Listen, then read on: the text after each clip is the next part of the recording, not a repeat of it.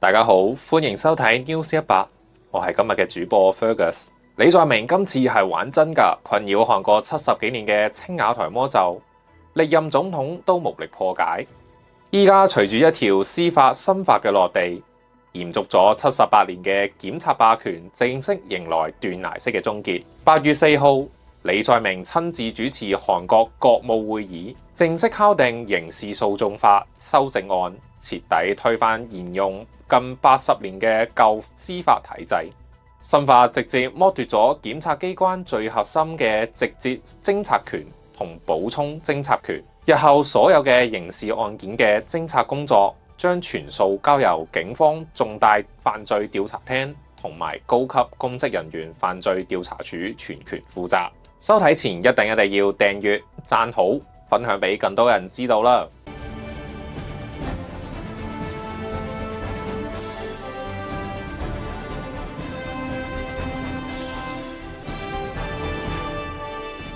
韓國檢察官剩低唯一嘅職責就係提出公訴、維持起訴。呢一條劃時代嘅法案將喺10月2號正式生效。消息一出，成個韓國嘅政壇即刻沸騰。橫行咗半世紀、隻手遮天嘅檢察廳，終於迎嚟咗落幕嘅時刻。韓國民間一直流傳一句鐵律：政權係有限嘅，但檢察官嘅權力係無限嘅。看似總統大權在握，手握執政大權，但實際上從來都鬥唔贏檢察體系。檢察高層清一色係首爾大學、高麗大學嘅頂級精英出身，本身就係韓國上流既得利益圈子嘅核心成員。原本用嚟打貪反腐、整治權貴嘅正義利劍，日積月累之下，反而慢慢變成咗黨爭內鬥、政治清算嘅屠刀。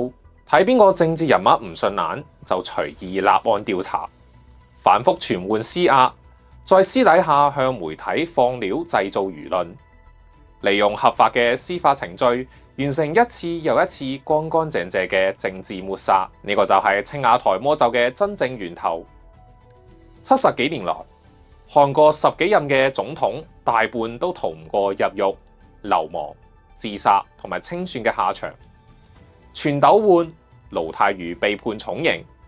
盧武鉉卸任未滿1年就被檢方逼到跳崖輕生，李明博、朴槿惠先後身陷囹圄，而尹錫悅更加被直接罷免、收押拘留。鐵打嘅檢察廳，流水嘅青瓦台，呢一套說話從來都係冇錯嘅。呢套畸形霸權體制並非一朝一夕形成，病根可以追溯到日本殖民時期。當年日軍靠警察暴力鎮壓民眾。韓國建國之後，民眾極度厭惡舊嘅警察體系，於是政府矯枉過正，將所有刑事偵察嘅大權全數移交至檢察官，本意係想用檢察權制衡警察，杜絕濫權。誰知送走咗餓狼，卻引來咗猛虎。1954年，韓國檢察廳正式坐實直接偵察權。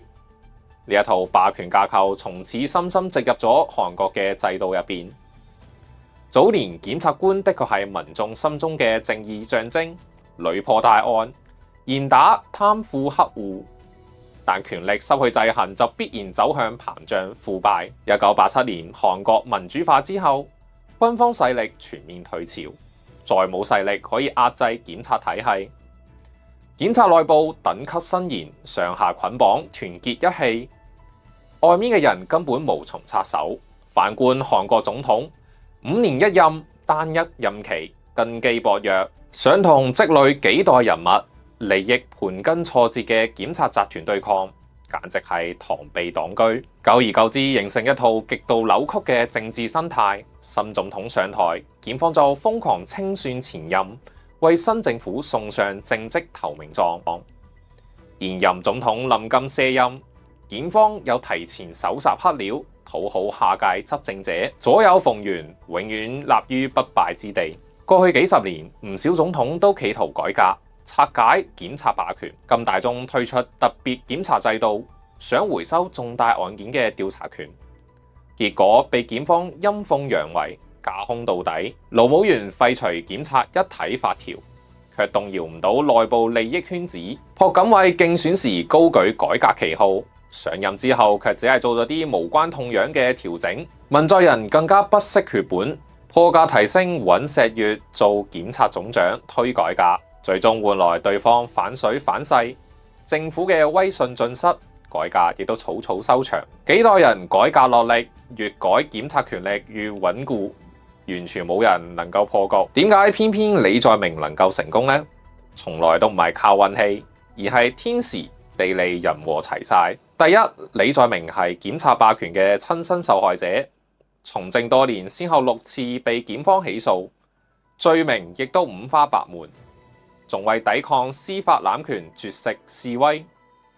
佢比任何人都清楚呢一套體制嘅雙標、黑暗同埋殘酷，改革決心遠超歷屆總統。第二就係手握絕對嘅議會實力，共同民主黨掌控國會絕對多數席位。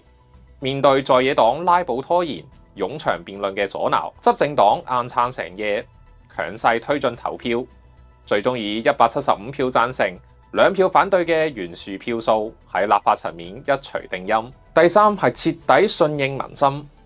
韓國民眾厭倦咗幾十年嘅政治清算、司法內鬥，拆解檢察獨裁、重塑司法制衡嘅呼聲多年高企，為今次改革鋪平晒所有社會阻力。不過打破魔咒唔等於萬事大吉，權力永遠唔會憑空消失，只會轉移陣地。今次剝奪檢察偵察權，將權力移交警方同公職調查部門，只係解決咗檢察獨大嘅舊問題，卻埋下咗警方坐大嘅新憂慮。未來韓國最大嘅挑戰就係如何建立真正嘅三權制衡、獨立監督機制。如果新嘅執法部門缺乏約束，好快就會重蹈檢察廳嘅覆轍，形成全新嘅權力壟斷。而且根深蒂固嘅檢察精英利益網絡絕對唔會輕易認輸，私底下一定會透過司法流程、輿論操作、人事博弈不斷反撲，伺機翻盤。最重要嘅係青瓦台魔咒嘅本質，除咗司法濫權，更深層係韓國政壇極端對立、政黨凌駕法治嘅畸形生態。只改制度唔改生態，始終治標唔治本。所以今次李在明嘅改革只係推倒舊霸權嘅第一步，距離真正嘅司法公正、政治良性循環，韓國仲有好漫長、好崎嶇嘅路要行。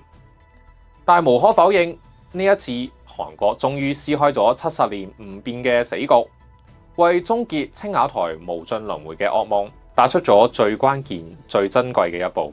隨住10月新法即將生效，韓國政壇嘅權力重組風暴已經悄然來臨。向來高高在上、無法無天嘅檢察體系，一夜之間被抽走核心獠牙，再也無法隨意凍結政治人物，操控政壇走向。過去嗰種換總統唔會權貴嘅固化格局正式被打破。依家成個韓國上流圈子人人自危，既得利益集團再也無法靠司法特權護身。與此同時，民間對司法獨立、政治公平嘅信心急速回升，徹底扭轉咗多年以嚟民眾對司法體系嘅失望同埋質疑。當然，檢察體系嘅反撲只會遲早到來，未來韓國政壇嘅角力只會更加激烈。